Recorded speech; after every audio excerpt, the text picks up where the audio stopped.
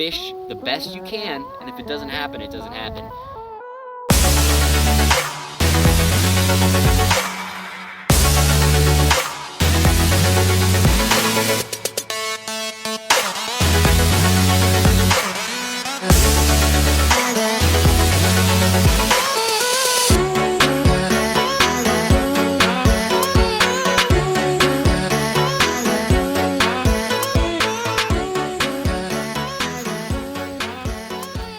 Make sure we represent out here. Got that logo going.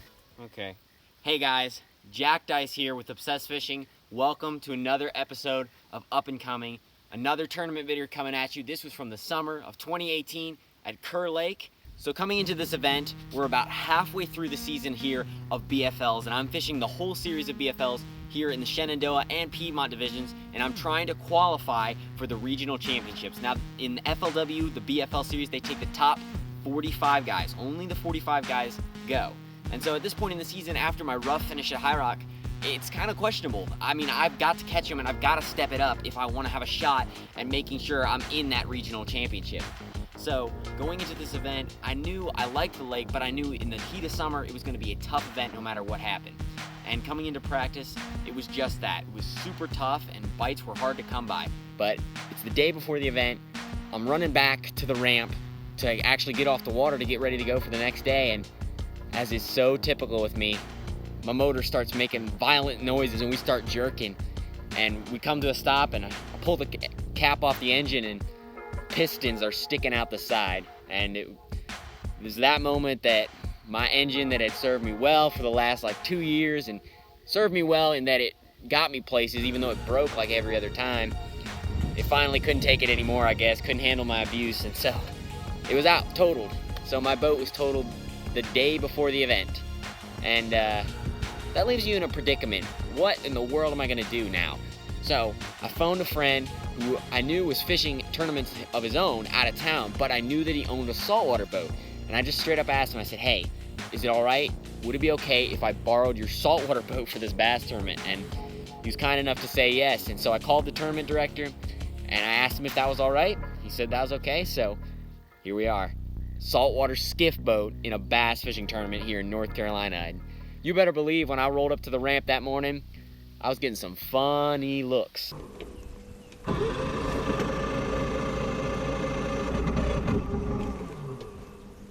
Come on now.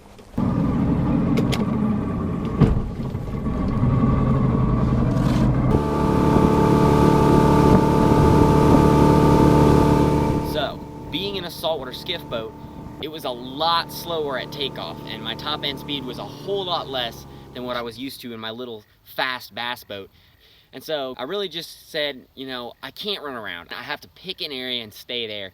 So I ran to one of my favorite creeks in the midsection of the lake and decided I'm just gonna go fishing.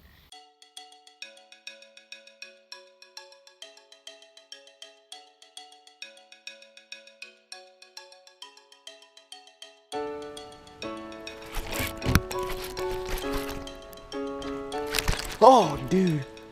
I'm pretty sure I had one. Yeah, I had a hit. Took my claws off.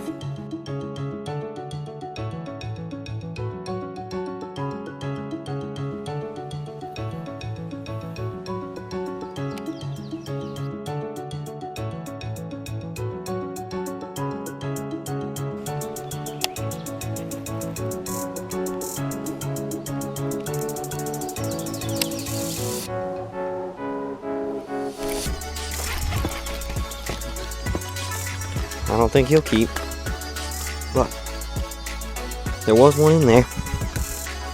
Yeah, I don't think so, but we might as well check.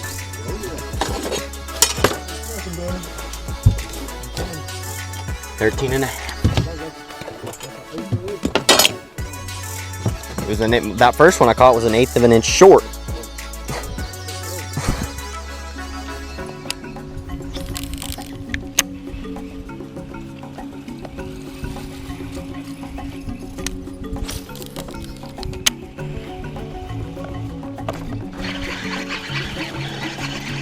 Oh, it was a little one. Come on.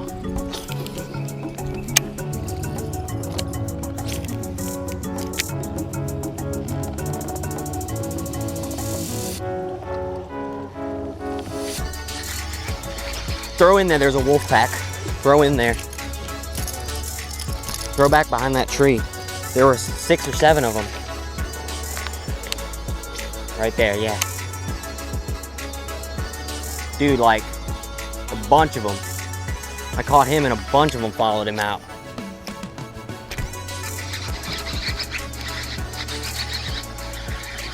I don't think he's gonna help.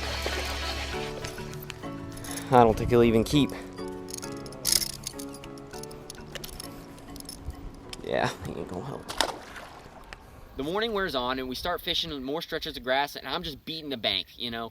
I really felt like there was definitely some quality on the bank, and there were definitely fish to be caught. And so I fished around the bank, I caught another keeper, and really though, I wasn't really happening, you know. It's getting later in the day and the bite has definitely slowed down. I haven't caught as many non-keepers, and I've only got the 2 keepers in the live well. And from there, I started running more offshore places. I ran to a key brush pile, and I lined up on it, threw my drop shot in there. I pulled it up to the top of the pile, started shaking it, smack.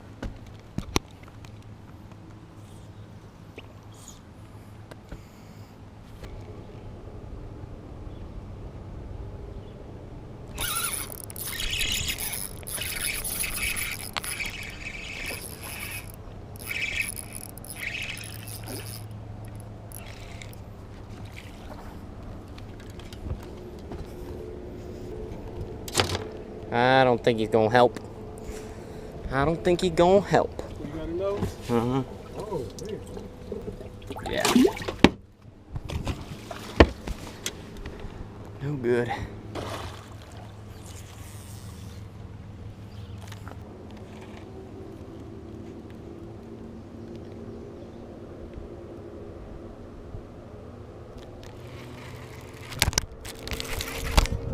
Get the net.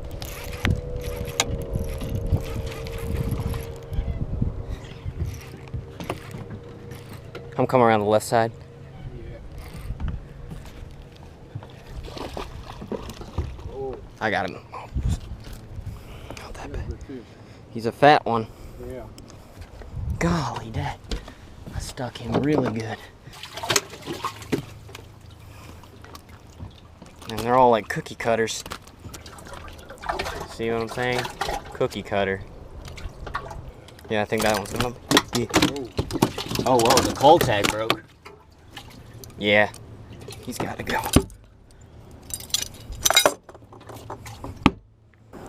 I lifted it up to the top of the brush pile. I felt it, and I let it start sinking down. I watched my line, it kind of stopped. And I knew it was like it has another 10 feet to go. Sucked it up. Uh-huh. Right on the fall. He was suspended. Mm-hmm.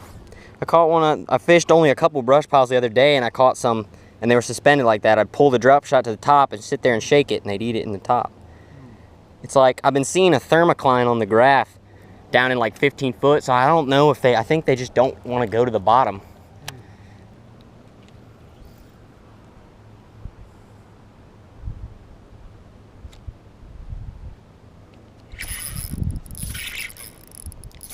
I might need the net on this one. Nah, I'm alright, I'll swing him.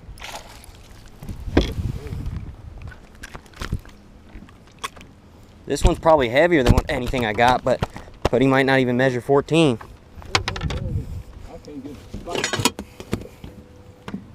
If you need a drop shot, I can be happy to lend you one, or lend you a robo worm if you need one. That's what I'm catching them on right now. Uh-huh.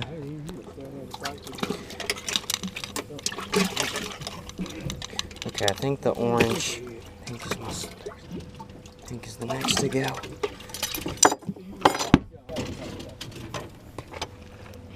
It was at this point I just said, hey, we just caught 3 offshore and then 3 in brush piles and made some culls. You know, why not just do this all day? So I began just running all the brush piles and all the offshore places in that creek that I'd ever marked. And the day wears on, hours go by, and I never get another bite. So in the last little bit, I decided to roll shallow just to see if I can get a bite. And if the deep bite ain't happening, we'll look for one last. Probably gonna fish for like 10 more minutes up here shallow, just because. Looking for one lone big one, and then we're gonna run back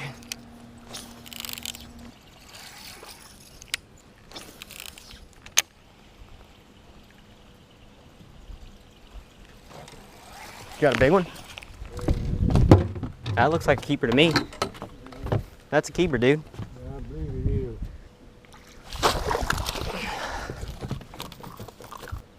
How about that? We're about to run back. Appreciate that, guys. Appreciate you. Yep, he's 14. Yeah, I believe it. All right, all mine are marked, right? 1, 2, 3, 4, 5. Okay, so yours is the unmarked, mine are all marked.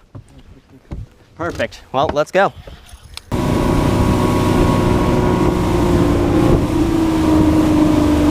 $84. 84. We caught a few.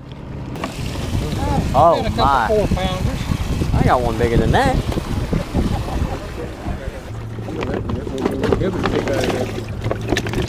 I want in my mind, I want to trick myself and think I got 20 pounds. Whoa. Makes me happier. Psychologically. You know, I was not ecstatic about the day, but I was certainly happy to catch a limit and call. Anytime you catch a limit, I felt like my job had been done. I'd done what I needed to do to say I had a good day. And I had a good one, and I thought I would get a check, but you know, I wasn't really excited about anything else beyond that. Let's make this happen. Jack Dice, Lynchburg, Virginia, fishing on the boater side. Look, we've only got about a dozen limits, and you did your job, man. The future of our I'll take it. getting done. Got a limit. 16th place in the point standings for the season so far. A limit of ask for you today. It's going to come in at 11 pounds and 3 ounces to put you in 4th place, bro. That's what I'm talking about. That's how you do it. I roll into tournament, get up on stage, weigh in, and I'm sitting in 4th place when I weighed in. It's good for no boat. Oh, that's right. Did you have the skill? Yeah. That a boy. Well done. And the weigh-in goes by, and at the end of it all, it locks down. I'm in 6th place. 11 pounds and some change, and I'm in 6th place, my first ever top 10 in a BFL, in a saltwater boat with everything gone wrong. And to me, it was just a testimony to the power of just fishing. Being a competitive person, your drive to win is huge. But at the same time, there's a huge importance and difference in just being at peace with fishing to the best of your ability and leaving it on the water and letting it happen. And that was something that I kind of learned from High Rock that I took into this one, that I just fished more relaxed, and I just, you know, felt confident throughout the day. Even when I'm sitting on 1 or 2 fish, I just fished confidently all day, no matter what I was doing, and it just worked out. I mean, 6th place, my best finish yet, and that definitely keeps me in the hunt. In fact, it does more than that. It was at that tournament I jumped up to 3rd place in the Angler of the Year standings. And with 2 events left, there's a real shot that I could win the Angler of the Year. Goals have completely switched. It's gone from hanging in there to make the championship to suddenly I've got a real shot at a real title. And so coming into these next few events, that's what I'm gunning for. It became the forefront of my mind was I wanted to win the Angler of the Year. So thank you guys so much for watching this episode of Up and Coming. I hope you enjoyed. Please subscribe if you enjoyed the videos and you want to see more like this.